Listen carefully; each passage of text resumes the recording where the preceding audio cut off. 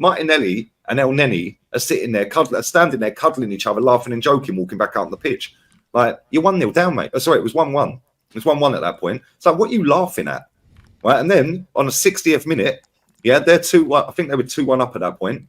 Yeah, it pans to our sub bench, right? And Jorginho and Gabriel Jesus are sitting there laughing on the bench. Yeah, bro, they don't give a toss. They were probably saying, "Oh, well, you going China White tonight?" Yeah, oh yeah, yeah. Oh, I've just bought a brand new Porsche Turbo. Yeah, oh well, I've just bought a new Lambo. Yeah, I'll take that for a spin. We could turn up China Whites in that. Yeah, bro, this man like serious, man. Arsenal, like since I've been alive, they're not really known for producing top players. So when you guys got obviously apart from Ashley Cole, yeah, but when you guys got your Saka and your Emile Smith Rowe, it's like a lot of Arsenal fans fell in love with the idea of them as players, innit? Instead of what they actually are, bro. And it happens. I'm sure it happens at every team, innit? I'm sure it happens at every team. When we got Rashford.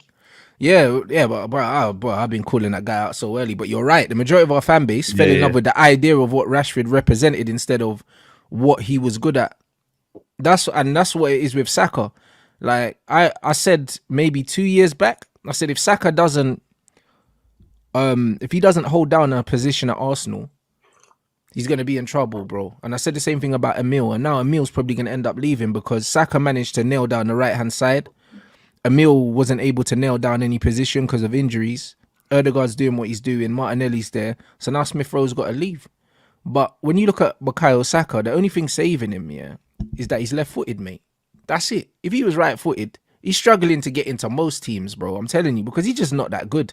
I'll be real. Like, the only thing that makes him valuable in that team is the fact that he's left-footed. Because if he was fighting, would he start on the left instead of Martinelli if he was right-footed? I don't think so. Not because I don't think he's a better footballer, but bro, Martinelli's quicker than him. And in the modern game, you know what I mean? If you're a right-footed player and you're not mad quick, you know what I'm saying, and you're not mad threatening, you're just not getting in the team, bro. Like that, this is the way the game's evolved. Like his left foot is literally giving him a career at Arsenal, bro. Like literally. Like if Smith Rowe's left-footed, different ball game, mate. Different ball game. Because he's the better footballer of the two for me. He can't get a game. Just one-trick ponies, bro. That's what we got on my club. One-trick ponies, bro. Like I'm telling you, one-trick ponies. They're very, very limited, the players at my club. They're very limited. Like when you look at Nketiah, I think it was just before the half-time where Odegaard played him through into the box and he hit the side net. And it's like, why not give him more of that service? Like that's what he feeds on. He's like Aubameyang. He feeds off service. He's never going to drop in link play. So play to his strengths. And this is the things that annoys me. Like even when you got limited players, you can play to their strengths and look a lot better. Last season, we played to everybody's strengths. You got a better team, a better outlook, a better style of football. But this season, it just doesn't make any sense. Like we've got fullbacks that, like Kivior, that's not a fullback. That's expected. I don't know what he was doing yesterday in the middle. I don't know what he was doing because he wasn't creating anything. So why not just kick back? He was hiding, bro. That's what he was doing. He was hiding. No, I'm not even taking the piss. He was hiding because he weren't comfortable being told to play at left back. He's a centre back. Yeah, and then he's being told he has to create from the middle, invert inside like Zinchenko. Bro, he was hiding so bad that he didn't want the ball, and that's why he got hooked at half. Yeah, he was hiding. Yeah, not only that. Yeah, we've got a striker up front. Yeah, who's just a calamity. Right. Then we bring Jesus on, and he was better at right back. Yeah, because he was at right back for half of that game, like in the second half. Yeah, he was better at right back than Ben White. Yeah, and then like we actually, if you deep it, we had one shot on target since when we scored after 7 minutes. One shot on target. We had 3 shots on target. One was the shot that the keeper saved. One was the goal, and we had 1 shot on target after that in about 90 minutes with stoppage time. That's embarrassing. Yeah, this is a team that got panned by Burnley and Bournemouth a couple of weeks back. Yeah, they haven't scored for 3 games. I sat on that watch along and I said, I guarantee they score at least one today. How do I know this? How do I know what they're going to do? How do I know they're going to score off of that corner? How did I know that? How did I know the goal's coming? Yeah, bro, they were doing back heels, fancy tricks. Man, Raul Jimenez trying Rabonas from the edge of the box. Bro, crazy. When I saw that, bro, that is always a sign. Because you see when you see a player do something like that, in his head, his team's comfortable. You know, like that. Because you don't try that. You don't try that if you don't feel like, yo, this game. Bro, he didn't round Saka and Odegaard, and then tried a Rabona from the edge of the box, and he slipped. And when I saw that, I said, this guy's confidence is sky high. That's what you do when you're 4-0 up. Do you know what I'm saying? That's what you do when you're 4-0 up. When I saw that, that was prime Real Madrid day yesterday, mate. Bro, and then Pereira came on and was sourcing pre-season Pirlo and that, bro. Like, hit the bar. Pre-season Pirlo. No, this is exactly why. When I was watching the game, when I say that Fulham dominated it, and you could tell that the Fulham players knew they were dominating the game. From stuff like the Rabonas and all of those things, they didn't look uncomfortable at any point, not even at 1-0 down, and that's shocking. That's shocking for Arsenal, bro. Like, you see how many crosses in the box, bro? More crosses than the Vatican. Did you see how many crosses? No one was stopping them, bro. No one, bro. It was absolutely a joke. At times, we had Saka having to drop back and defend. We had a centre backs doing the fullbacks position, bro. We had everyone defending. Even Lee said it. Jesus dropping back, doing the fullbacks position, bro. Like, it's a second half.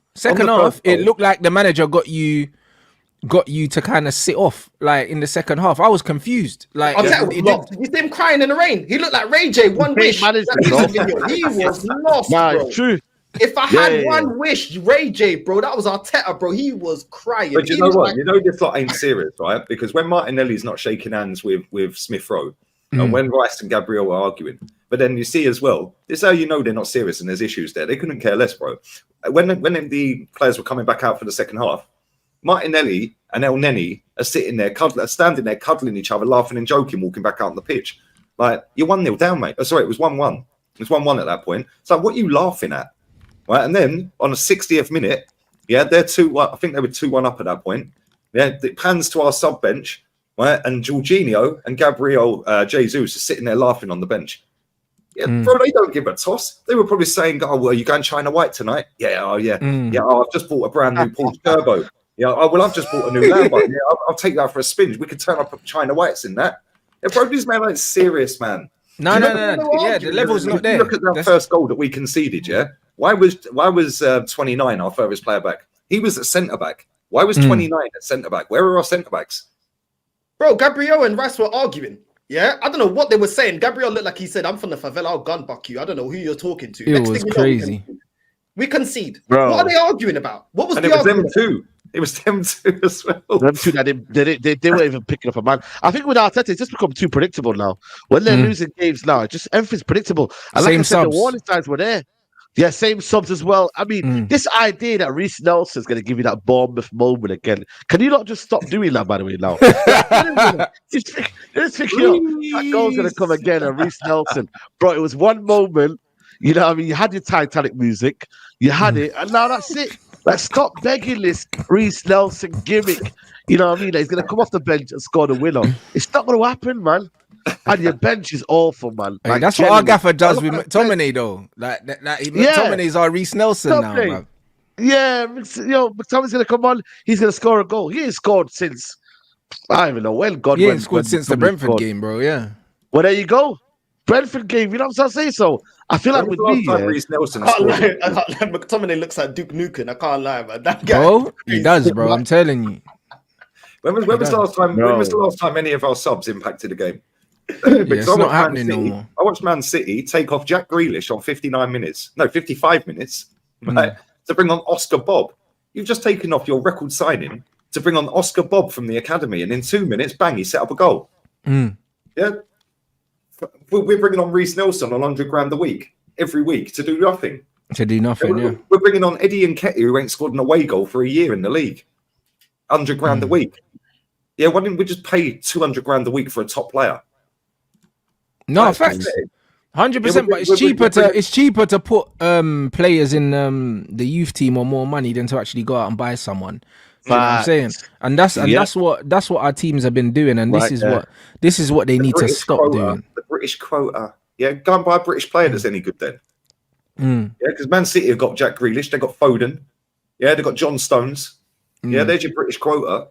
Yeah, they've got Calvin Phillips, fair enough, he's not very good. Yeah, but I can see why they brought him, because he was decent at Leeds, but he just don't fit that system at all. He needs to go to Everton or a West Ham or somewhere. That's where he needs to go. Yeah, and he'll fit in. But Man City, he ain't fitting in there. He was never fitting in there. But I get why they brought him. Yeah, I don't even understand. When I look back here, I don't even understand why we even went for Unai Emery, because this club is not about winning stuff. Like, you went and got a winner to then get a novice. You back the novice over a winner.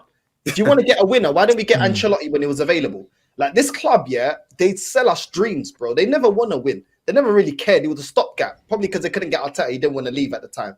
Like this club is not about winning stuff. I don't see anything changing, and that's why I get angry because I just feel like this ain't ever going to change. The fan base won't change it, like you say, Lee. The club doesn't really care. You know what I'm saying? And it's all just like what am I watching football for anymore? Like I don't even know why I watch football anymore. Why do you think I still have a React channel? Yeah. Watching other clubs, isn't it? Without getting stressed. No, I hear it, bro. I hear it. And the thing is, like I say to these guys in the chat all the time, it's like, bro, these managers watch these players week in, week out. And it's like we know the players better than them. Like, how's that possible?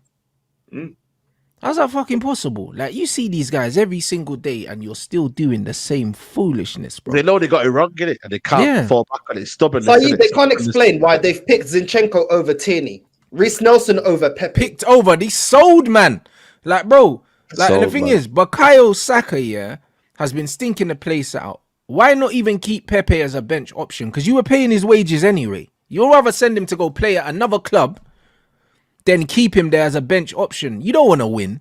Do you know what I mean? Saka ain't got no competition. This is exactly the situation that Rashford was in, where when man think they're untouchable and they can have 10 bad games in a row because it don't matter because I'm playing anyway. That's not what you're supposed to do, at a top club. There should always be competition. At Man United, there was always competition for places. If Beckham wasn't playing well, he knew that he would get dropped, bro. Do you know what I mean? Same would go for Giggs. Bruv, we had 4 strikers. Cole knew if he wasn't scoring, he was getting dropped. York knew if he weren't scoring, he was getting dropped. Do you know what I mean? It was always that, bro. Man knew that if they weren't doing what they were supposed to be doing, they were getting rotated, bro. Always. There was no player that wouldn't get dropped if they weren't doing anything. And it's the same even with Luke Shaw as well in our team, bro. Like, for the whole time he's been at Man United, he's never had any real competition. The bread's been dropped for Ashley Young, an old washed Ashley Young. That's how bad he was. We got so desperate that we played a winger at left back, bro, because he was so bad. Yeah. He was a liability. Brandon Williams as well, bro. These are not men that are supposed to be getting you out the team. No, I mean, no real competition, bro. And this is the problem with how they're building these squads now. That people are saying, oh, you'll stunt his development. No, it won't. Do you know what I mean? You adapt or you perish, bro. That's how it is. Look at Palmer at Chelsea at the moment. Who cares if it stunts his development? Because maybe the player who's coming in might actually overdevelop. But, bro, at the end of the day, playing with better players will never stunt your development. Never. That doesn't make no sense. That doesn't make no sense. If you're in a room full of people, and everyone's more intelligent than you, then by default, you will become more intelligent, bro. You're supposed to surround yourself with people that are better than you, bro. Do you know what I mean? And you either adapt or you perish. That is it. If you're one of these players, if you're training with better players all the time, even if you don't make it out of that team, you can go and be the guy somewhere else. But don't say, I don't want to sign this player because it's going to stunt the development of X player or what. What are you talking about? Notion is crap, man. Notion is crap, man. You got to have the best players. Competition is always good, man. You know what I'm trying to say? If you don't have a group of players that want to compete, look at Guardiola when he had all the 4 strikers: Balotelli, Dzeko, Aguero. You know what I'm trying to say? You always need options. Yeah, you need options, bro. You know what I'm saying? So I feel like with Arteta, like I said, the options are just shit, man. Reece Nelson, you know what I mean? Like, it's just absolute garbage. Like, they wouldn't even start for Crystal Palace, you know, because Crystal Palace are balling out with Elise and Eze. I don't know where they would start. You're looking at Bournemouth wingers. They've got Cliver and them man balling. So like, yeah, but bro, Eddie couldn't even start in the Championship for Leeds. Exactly, but that's what I mean. Like, bro, like, look at Arsenal, Who's Martinelli's competition? He doesn't have any because the manager has made it clear that he don't see Trossard as a starter. So Martinelli ain't got competition and he's scared to put Jesus out on the wing because he don't want to upset him because he'll be on the phone to his mum. So that's not going to happen. And then you look at Saka, no competition. Saka's never had competition since he's been at Arsenal.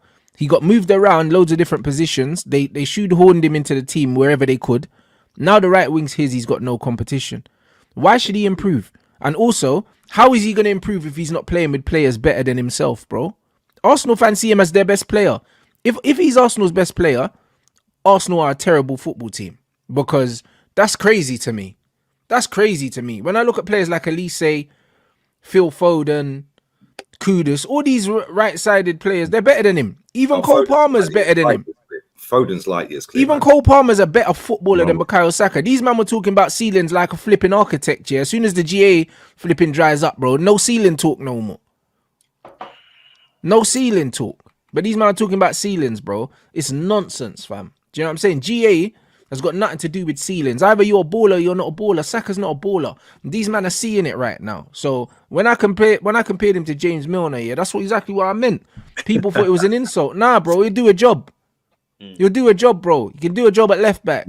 Play him a left wing, right wing. But he's not good enough. He's not good enough to be the man in any position, bro. You can even play him in the 10 if you want to give Odegaard a rest, bro, and he might do a job in there. He's not good enough. Change it around. I feel like with Saka, though, yeah, you know what it is? When he's got no space to run in behind or to even just, like someone stepping off him, I feel like he gets a bit predictable, man. Like you said, north side, very, very one trick. Martinelli on the other side, he's similar to Rashford, man. Head down, running at people. Yeah. Like, there's no kind of like different dynamic to their game. Like the two wingers are so similar. Like if you lock them off and you're aggressive and you go in on them, bro, they're not going to really do anything to you. And that's where now defenders have clocked on to what they can and can't do. And now you see as a result, the performances have dropped. Yeah, the talent may not be where Arsenal fans have gassed them up to be, but they're predictable at doing good things. And now it's just worn off. The novelty is worn off, and they're getting found out. And can they add a different side to their game? I'm not sure they have that intelligence to do that. We've got Anthony. I know Rants says Anthony is good at possession and whatnot, but we bought him. The whole purpose of we bought him is a winger, and he doesn't have that kind of directness or even that capability of beating a man. But then again, he may give you the ball and he may be tied in possession and whatnot. But Saka, there's no other side to his game, and I'm like, that side there, it's difficult, man. It's very, very difficult. And that's I'd argue football's moved away from that. My problem with Anthony is not that he takes players on, because you know what it is, yeah?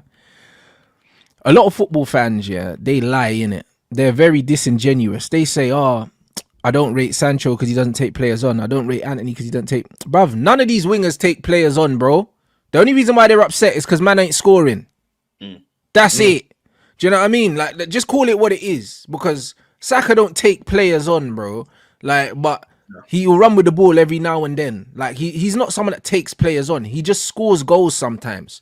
Like, the modern wingers are not taking players on. They're not. Most of the time, they're playing the way they're facing, they're passing back, and they're inverting. Do you know what I mean? If you want to take players on, yeah, then you go down the outside. That's how you take players on. But if you're right-footed playing on the left, you're not taking anyone on. You're just